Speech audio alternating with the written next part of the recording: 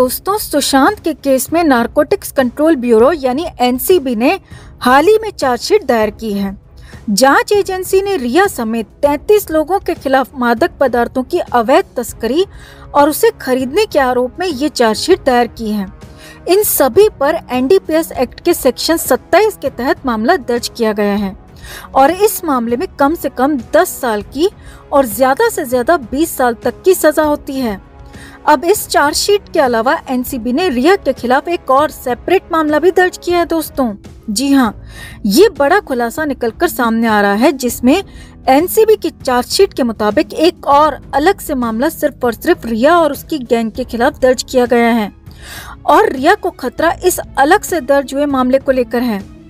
अब रिया को भले ही बड़े बड़े वकील केस 16/20 से बचा लें, मगर एनसीबी ने जो दूसरा केस रिया पर दर्ज करवाया है उससे रिया को भगवान भी नहीं बचा सकता। तो क्या है वो दूसरा मामला और एनसीबी ने कैसे इस भोले चेहरे वाली रिया के कर दिए सारे राज फाश, आपको बताते हैं सब कुछ। मगर उससे पहले हम आपसे कहना चाहते हैं कि अगर आप भी इस चुड़ैल को जल्द से जल्द सलाखों के पीछे पहुंचाना चाहते हैं, सुशांत के हर उस गुनहगार को सजा दिलाना चाहते हैं, तो हमारी ताकत बनने के लिए हमारे चैनल के साथ जुड़ जाएं। हमारे चैनल को सब्सक्राइब करें और इस खबर को भी ज्यादा से ज्यादा लाइक और शेयर कर सुशांत के दुश्मनों को दिखा दें कि उनके दुश्मनों से कहीं ज्यादा उनके फैंस हैं जो उनके लिए तब तक लड़ते रहेंगे, आवाज उठाते रहेंगे जब तक वो सुशांत को इंसाफ न दिला दें। तो 52,000 पन्नों की चार्जशीट में रिया पर वैसे तो कई संगीन आरोप हैं दोस्तों, और जो धाराएं एनसीबी ने लगाई हैं उसमें रिया को 10 से 20 साल तक की सजा होना तय है। मगर अब सामने आया है कि एनसीबी ने रिया के खिलाफ एक और मामला अलग से दर्ज करवाया है और उसकी चार्जशीट भी अलग से दाखिल करवाई गई है। एनसीबी का कहना है कि नवंबर 2019 से अपने घर पर ड्रग की डिलीवरी करने पर रिया ने सहमति जताई थी। जी हाँ, ध्यान से सुनिए, रिया ने नवंबर 2019 से अपने घर पर ड्रग की डिलीवरी करने की सहमति जताई थी। इतना ही नहीं, एनसीबी का कहना तो ये भी है कि अपने घर पर ड्रग की डिलीवरी के साथ ही ड्रग का इस्तेमाल करने की पूरी व्यवस्था भी रिया ने अपने ही घर में बना रखी थी। सिर्फ इतना ही नहीं, एनसीबी ने तो ये भी दावा किया है दोस्तों कि नवंबर 2019 तक रिया ने खुद के पैसों से ड्रग मंगवाई थी, यानी कि रिया अपने अकाउंट से ड्रग के पैसे दिया करती थी, वो भी नवंबर 2019 तक। इसका मतलब साफ है दोस्तों कि रिया घर में बैठकर ड्रग का गंदा धंधा चला रही थी और रिया का भाई उसका पूरा साथ दे रहा था। एनसीबी की माने तो रिया घर से ही ऑर्डर देती थी और अपने घर पर ही ड्रग की डिलीवरी करवाती थी और ड्रग लेने और देने की पूरी व्यवस्था भी घर में ही बना रखी थी। एनसीबी की चार्जशीट की माने तो रिया ने सुशांत को नवंबर 2019 में अपने घर पर रखा था और सुशांत कुछ दिन रिया के घर पर रहे थे। इस दौरान भी रिया ने ड्रग के कई पार्सल्स अपने होम एड्रेस पर ही मंगवाए थे। एनसीबी का दावा है कि रिया और शौविक के ड्रग के धंधे की खबर रिया के माँ बाप को अच्छी तरह से थी। एनसीबी का कहना है कि रिया ने इस गंदे धंधे में अपने छोटे भाई को भी नहीं छोड़ा। अपने छोटे भाई शौविक के लिए भी रिया ड्रग मंगवाती थी और उसे भी ड्रग देती थी। जांच एजेंसी का कहना है कि घर बैठे बैठे ही रिया ने अंतर्राज्यीय ड्रग की खरीद, बिक्री, ट्रांसपोर्ट, मालिकाना हक, आयात और निर्यात तक की साजिश रच रखी थी और किसी को कानों कान इसकी खबर नहीं हुई। एनसीबी ने बताया कि रिया ने अपने घर पर कई बार गांजा, बड और मारिजुआना के कई ऑर्डर्स मंगवाए थे।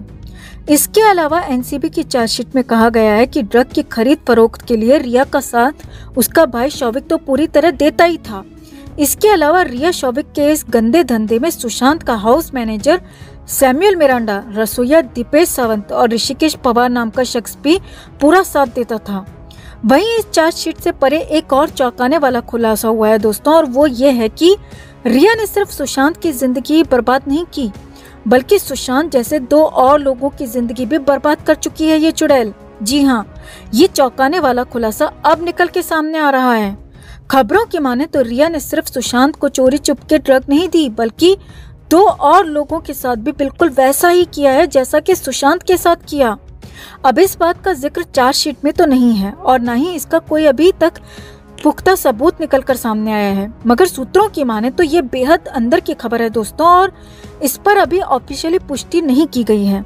सोशल मीडिया के अलग अलग प्लेटफॉर्म से आ रही खबरों की माने तो जितना गंदा और घटियापन रिया ने सुशांत के साथ दिखाया था, वैसा ही रिया पहले भी 2 और लोगों के साथ कर चुकी है। मतलब पैसे और प्रॉपर्टी हड़पने के लिए रिया पहले भी ऐसा कर चुकी है, वो भी 2 और लोगों के साथ। खबरों की माने तो इस बात का खुलासा रिया के कुछ इलेक्ट्रॉनिक एविडेंसेस से हुआ है और उन इलेक्ट्रॉनिक एविडेंसेस की जांच अभी अहमदाबाद की FSL लैब में चल रही है। अब ये कौन है, इस बात की अभी जांच की जा रही है। वो दोनों जिंदा भी हैं या नहीं, इस बात की भी जांच कर रही है CBI। मगर यकीन मानिए, अगर ये बात सच निकलती है तो रिया का अब खेल पूरी तरह से खत्म समझिए दोस्तों। रिया अब चौतरफा घिर चुकी है। रिया पहले से ही NCB, ED और CBI के पैर में फंसी हुई है। वहीं अब NCB ने एक नहीं बल्कि 2 मामले रिया पर दर्ज करवा रखे हैं। और अगर 2 लोगों की और जिंदगी बर्बाद करने की बात सच निकलती है दोस्तों, तो रिया का खात्मा आप तय समझ लीजिए। रिया की सारी साजिशों का खात्मा अब होता हुआ समझ लीजिए। तो इंतजार कीजिए कोर्ट के फैसले का, कोर्ट के आखिरी जजमेंट का और उस ऊपर वाले के न्याय का, जो देर से ही सही लेकिन अपने शिव भक्त सुशांत को जरूर दिलाएगा। और इसीलिए आप सबको भी धैर्य और हौसला बनाए रखना होगा। ये लड़ाई यूं ही लड़ते रहना होगा और इसे अंजाम तक लेकर जाना होगा। माने जब तक रिया सलाखों के पीछे नहीं पहुंच जाती, जब तक सुशांत का एक एक गुनहगार सलाखों के पीछे नहीं पहुंच जाता, तब तक आपको यूं ही हमारा साथ देते रहना है, आवाज उठाते रहना है, सुशांत के इंसाफ के लिए दुआ प्रार्थना करते रहना है। अगर हम मिलकर यूं ही सुशांत के लिए डटे रहे, लड़ते रहे, तो हमारी जीत होना तय है दोस्तों। इस लड़ाई में हमारा साथ देते रहने के लिए, हमारी ताकत बने रहने के लिए चैनल के साथ अब तक नहीं जुड़े हैं तो जुड़ जाएं। और सुशांत के लिए इस खबर को ज्यादा से ज्यादा लाइक और शेयर कर अपना प्यार और सपोर्ट भी जरूर दिखाएं। हर अपडेट के लिए बने रहें हमारे साथ, क्योंकि आप हैं तो हम हैं।